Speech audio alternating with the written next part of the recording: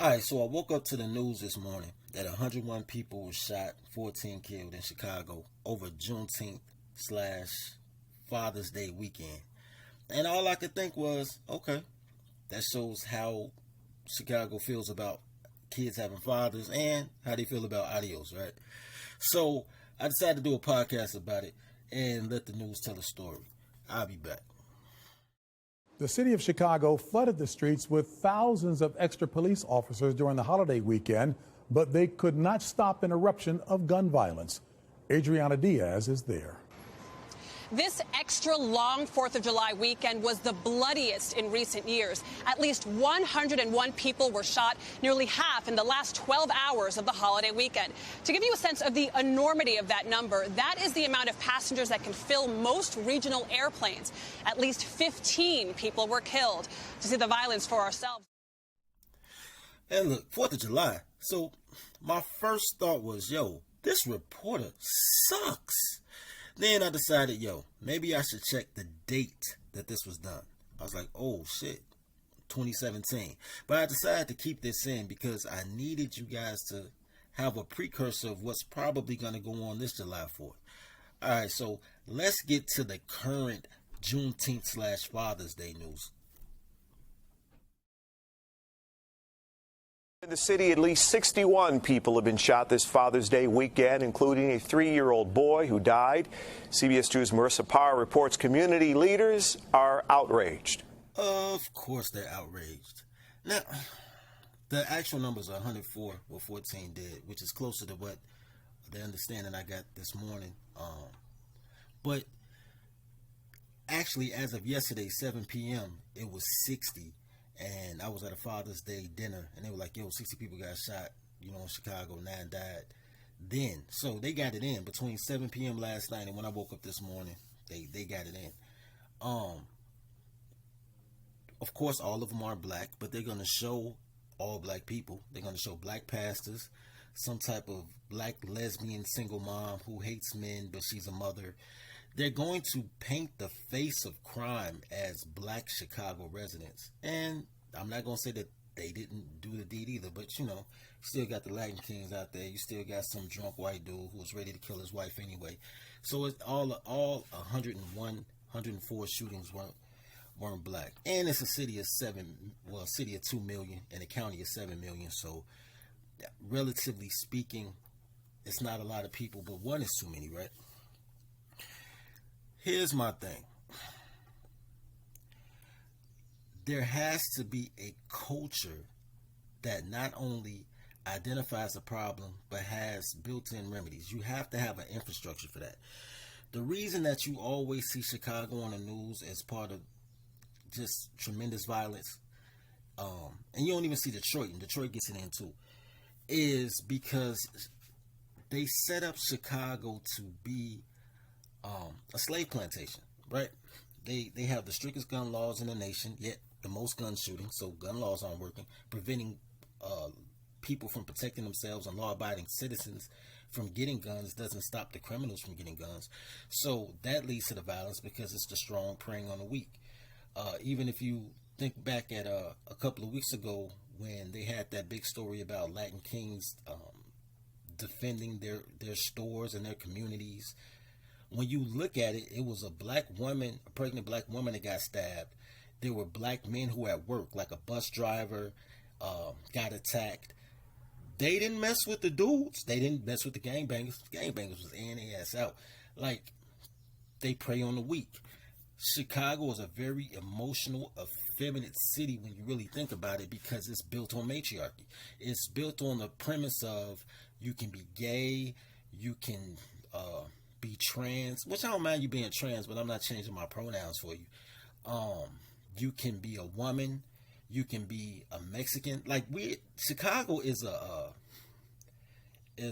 what do you call a city? Not an amnesty city. But it's like a city that you can come to when you're an illegal or whatever the case may be and get protection.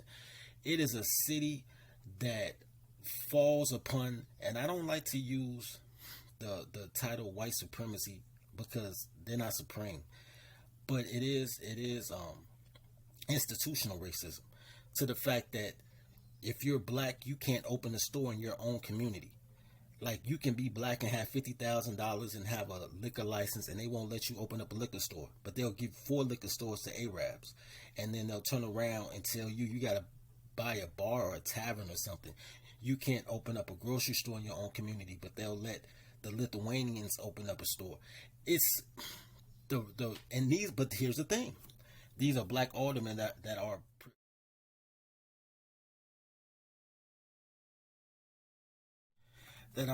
preventing you from opening up and being able to feed your family in your own community. They're the ones starving you out. There's a black mayor. There's a black police chief. Chicago is a black city if you really want to talk about who on the face is running it. But the system is bent on making sure the blacks move around and create a avenue of gentrification. These are the people that you're looking for help based on skin tone.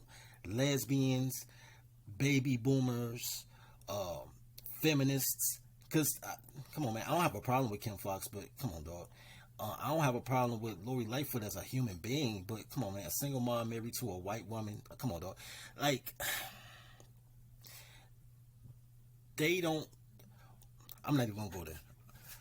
You got to change the culture.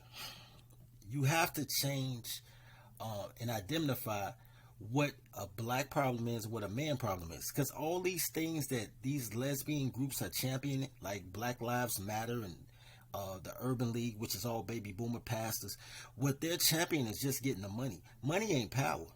Money is just money. Money is a tool that you can use for power, but y'all don't want power. Y'all want love. So money isn't really inefficient. It's not enough. You have to have a culture, a structure, an infrastructure that works for you. You don't have these problems when, I don't want to say patriarchy, but kind of patriarchy, because think about it. Y'all got a bunch of toddlers, raising toddlers, especially boys, to grow up to be toddler enablers and toddler apologists that turn to globalists that look for men of other patriarchies to unite with to fight quote-unquote supremacy. Really? Just man up. Everybody else manned up. Everybody else alright. It took them 20 years to be alright. It took 20 years for Mexicans to stop being 19 deep in the Yugo to running a quarter of the city. But they just stayed focused, man. They stayed on they grind. The same thing could be said for Asians. Everybody, find a sign from Jim Crow when it said no Asians, no Spics, no mix, no chinks, no niggers, no dogs. Everybody, including the dogs, are alright right now. Only the blacks are behind. Because everybody else, including the dogs, follow natural law, which is patriarchy by default, right? Which are basic rules that are established to make sure that everything functions. It doesn't go off emotions. It goes off functionality. Everybody won't get everything they want, but if you can leave the table with 80, 90% of what you want, it's a win-win situation. So you got to tribe up. Now, oh my God. Look, at the core, I want everybody to be all right.